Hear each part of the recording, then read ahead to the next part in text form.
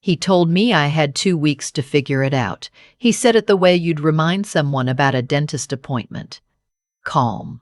Matter of fact. Like the house I had lived in for 31 years was already something that belonged to him.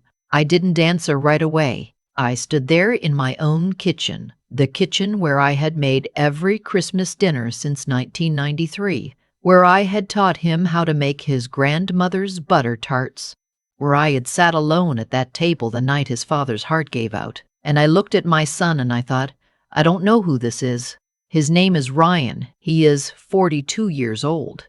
He grew up in this house on Maple Ridge Crescent in Burlington, Ontario. He knows where I keep the spare key. He knows the code to the back gate. He knows everything about this house because this house was his home long before it was a problem he needed me to solve. His wife's name is Nadine. They met at a conference in Calgary 7 years ago.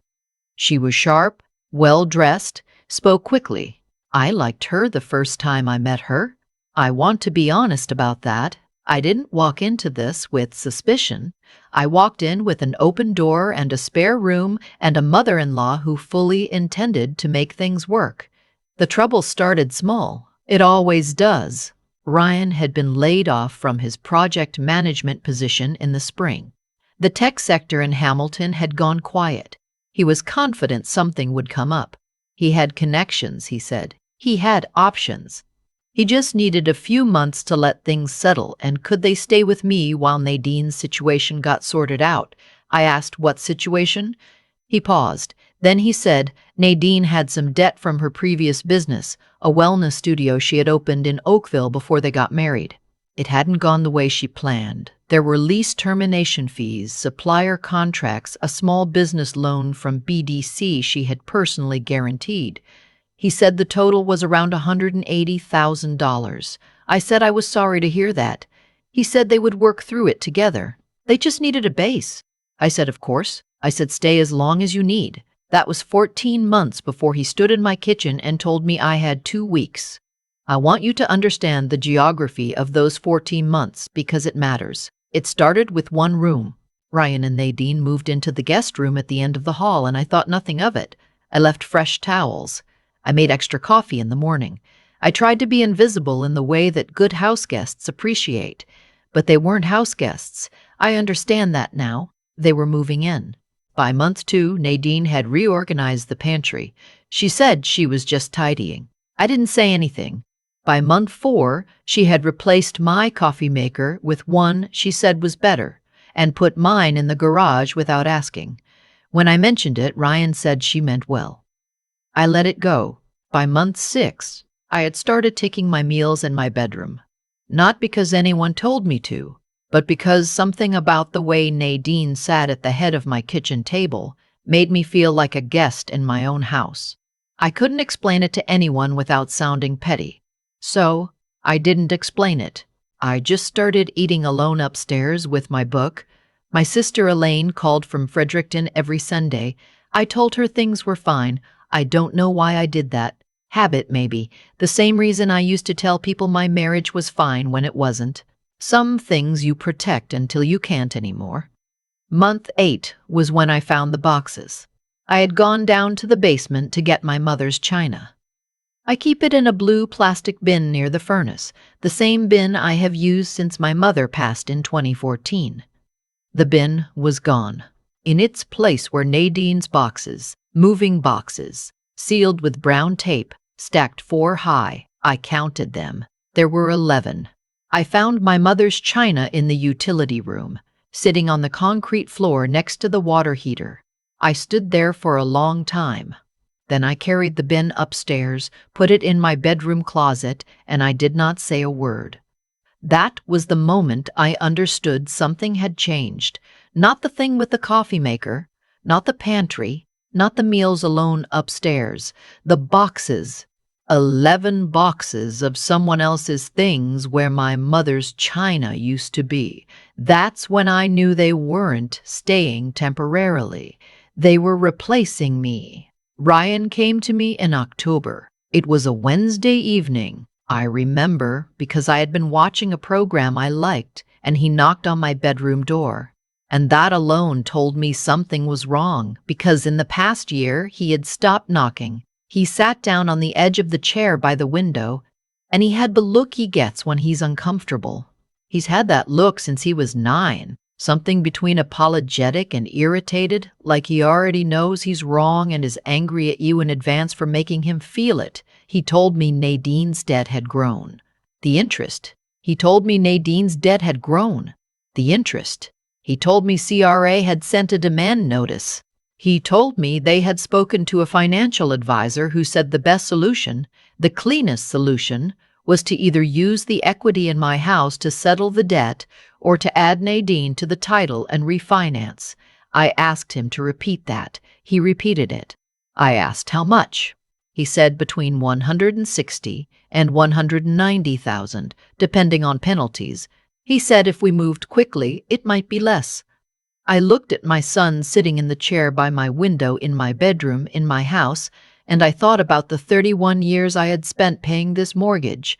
I thought about the years after his father died when I worked full-time and came home and made dinner and helped with homework and still made the payments every month without ever missing one. I thought about what it had taken. I said I needed time to think. He said, of course. He was very reasonable about it. Very calm. That's what I remember most, how calm he was. 2 weeks later, he came back and said the offer had changed. He said if I wasn't willing to help with the debt, they would have to think about their options. He said Nadine had spoken to someone, he didn't say who, and that as a common-law spouse who had been contributing to the household, she might have certain claims. He said he didn't want it to come to that. He said it like a favor. I said, "What are you telling me?" He said he was telling me that if I couldn't help them, they might need to pursue what they were legally entitled to, and that if it came to that, it would be easier for everyone if I found somewhere else to stay in the meantime. In the meantime. In my house. I did not raise my voice. I want you to know that. I have spent my whole life being the woman who doesn't raise her voice, who absorbs, who waits. It has not always served me well, but this time I used it. I said, I understand. Give me a few days. He looked almost relieved. He said, "Thank you, Mom." He actually said, "Thank you, Mom." He actually said, "Thank you." After he left, I sat in my bedroom until it was dark. I didn't turn the light on. I just sat there in the quiet, and I thought about what I was going to do. I called Elaine that night. I told her everything. The pantry, the coffee maker, the china, the boxes, the debt, the title, the claim, all of it. There was a long silence on the other end. Then she said, "Do you have a lawyer?" I did.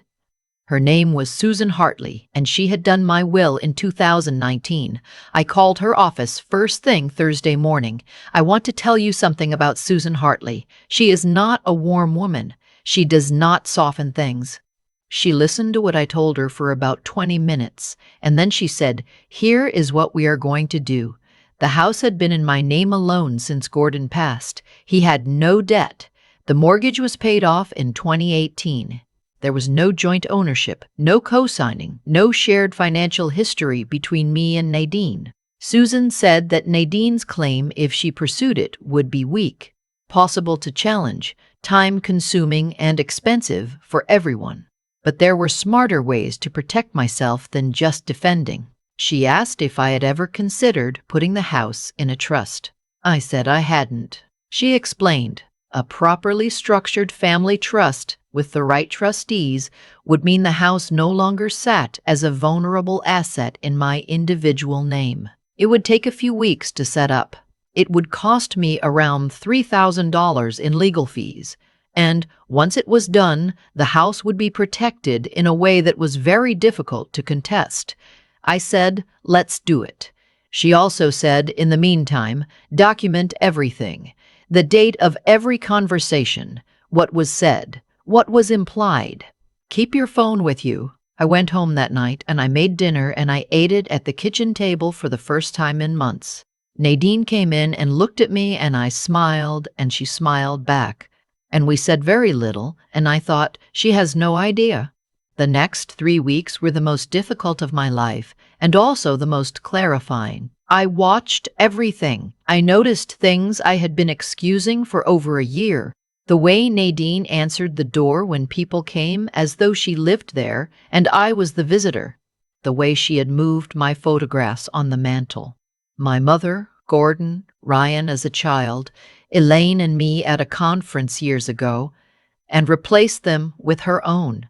A printed canvas of her and Ryan in Banff, a shelf of her books, a diffuser plugged into the outlet in the living room that I had bought for myself and never used because it turned out I didn't like lavender. She had made herself at home because she had decided it was her home. I don't think she's a bad person. I want to be clear about that because the easy thing is to make her a villain, and I don't think the story is that simple. I think she is someone who wanted security, who had made a financial mess, and who had found a way to solve her problem using a resource that happened to be my life. I think she knew exactly what she was doing. I also think she had convinced herself it was fair. Ryan had convinced himself too. That's the part that hurt most. The trust was finalized on a Thursday afternoon. I signed papers in Susan's office in downtown Burlington with the light coming in through the windows over the lake. Susan said, "That's done." I said, "What do I do now?" She said that was up to me. I had been thinking about it for 3 weeks. I had a plan. Elaine had offered me her spare room in Fredericton for as long as I needed. I had called my neighbor Patricia, who had a key and who I trusted completely, and I had asked her to keep an eye on things. I had spoken to my doctor about my blood pressure, which had been higher than usual. I had done everything quietly. On the Friday, I packed 2 bags, everything important. My documents, my mother's jewelry, my medications, the blue bin with the china, the things that could not be replaced. I put them in my car in 2 trips while Ryan was at an appointment and Nadine was at her yoga class. I made the bed in my room. I left the kitchen clean. I watered the plants on the windowsill. Then I drove to Fredericton. I did not leave a note. I know some people would have, but I had been leaving notes my whole life, explaining myself, softening the landing, managing everyone else's feelings at the expense of my own. I was 66 years old. I was finished with notes. I didn't answer my phone for 3 days. Ryan called 11 times. Nadine called twice. I watched the notifications come in and I felt something I hadn't felt in 14 months. Quiet. Real, actual quiet that came from the inside. On the 4th day, I sent a text. It said, "I am safe. I needed space. Please do not contact me for 2 weeks." He wrote back immediately. He said, "Mom, what is going on?" He said, "Where are you?" He said, "We need to talk about the house." I set my phone face down on Elaine's kitchen table, and I drank my tea, and I watched a cardinal outside the window for a long time. 2 weeks later, the letters arrived. I knew they were coming because Susan had sent them. The first letter explained the trust. It explained who the trustees were, Susan and Elaine, and what the terms were and what that meant for any claim against the property. The second letter came from a property management firm I had retained, advising Ryan and Nadine that as non-title occupants of the property, they were being given 60 days formal notice to vacate in accordance with Ontario residential law. I had not evicted them without notice. I had followed every legal step. Susan had made sure of that. Ryan called me from the front porch. I know because he sent me a photo of himself standing there. I think he meant it to make me feel guilty. He looked confused and a little frightened. Not angry, not yet. Just the expression of someone who had made a plan and discovered the plan had a flaw they hadn't accounted for. I answered that call. He said, "Mom, what did you do?" I said, "I protected myself, the way I should have done a long time ago." He said, "This isn't fair." He said, "We had an agreement." I said, "We had a conversation. An agreement would have been in writing and would have involved a lawyer and would have been something I signed willingly. What we had was you telling me I had 2 weeks to solve your wife's financial problem or get out of my own house. Those are different things." There was a long silence. Then he said, "Where are you going to live?" I said, "That's my business." He said, "This is our home too." I said, "No, it isn't. I didn't say it to be cruel. I said it because it was true, and because he needed to hear it, and because I was 66 years old, and I had raised him in that house and paid every bill and every tax and every repair cost for 3 decades. And he had stood in my kitchen and told me I had 2 weeks. And I was not going to soften that truth for him anymore. We didn't speak for almost 3 months after that. Ryan and Nadine moved out at the end of the 60 days. They found a rental in Stony Creek. I heard this from Patricia, who told me the moving truck came on a Saturday and that Nadine had not looked happy. I went home in December. Elaine drove me. We pulled into the driveway on a Tuesday afternoon, and the house was exactly as I had left it. Or mostly. Nadine had taken the printed canvas of her and Ryan in Banff. She had taken her books and her diffuser. She had left the coffee maker she had replaced mine with, which I thought was interesting. I put my photographs back on the mantle. My mother, Gordon, Ryan as a child, Elaine and me. I found my old coffee maker in the garage exactly where she had put it. I plugged it in. It still worked. I sat at the kitchen table that evening with a cup of coffee, and I looked at the photographs on the mantle, and I thought about the last 14 months, and I tried to understand how I had let it go as far as it had. The pantry, the china on the concrete floor, the meals alone upstairs. I had accepted so many small diminishments that I had nearly accepted the largest one. I don't have a clean answer for why. I think it was love. The ordinary, flawed, inconvenient love you have for a child who disappoints you. You keep making room. You keep adjusting. You keep telling yourself it will find its own level. And sometimes it does, and sometimes the level it finds is you eating alone in your bedroom while someone else sits at the head of your table. Ryan contacted me in the new year. He asked if we could talk. I said yes. We met at a coffee shop in Oakville, a neutral place, which I appreciated. He looked tired. He apologized, which was more than I expected. It was not a complete apology. There was still some justification mixed into it, some I didn't realize how bad things had gotten, but it was real enough. I accepted it. Not for him. For myself. Nadine and I have not spoken. I don't know if we will. Ryan sees me on Sundays now, which is something. He comes alone.